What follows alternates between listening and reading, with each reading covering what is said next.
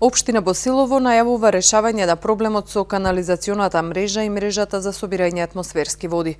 Градоначалникот Зоран Зимбаков смета дека кога станува збор за третменот на отпадните води, работите во општината се на самиот почеток.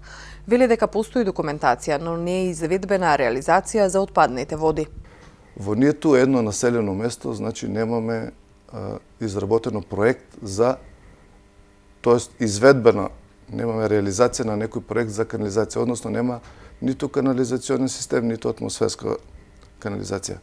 Техничка документација има за 6 населени места и тоа, како најстар ќе го спомнам, Босилово, Дрвош, Турново, Секирник, Старобалдовци и Робово.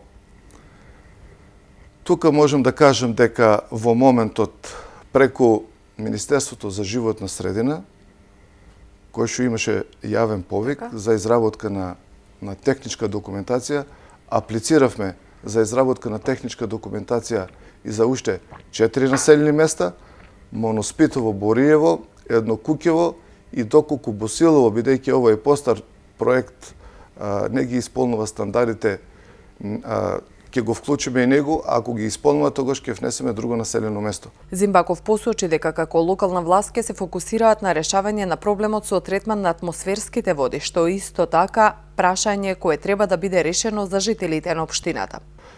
Сакам да кажам дека сите технички документации за канализациони системи делумно ја решаваат проблемот со канализацијата, бидејќи ја третираат само отпадната вода од домаќинствата. Значи, атмосферската вода не е офатена со овие технички проекти.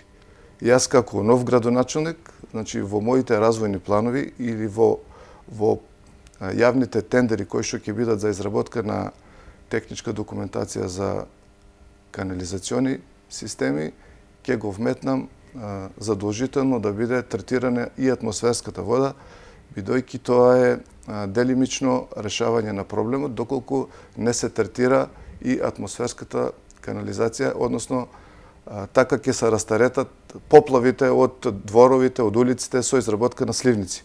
Потоа кога одат, да кажеме, во прочистителната станица, цевката што ја носи фекалната вода оди директно во прочистителната станица, а цевката со атмосферска вода оди директно во реципиентот. Во склоп на основните проекти за канализациони мрежи предвидени се и пречистителни станици, појаснува Зимбаков, додавајќи дека македонското законодавство не дава можност за изработка на систем без соодветна станица за прочистување отпадни води.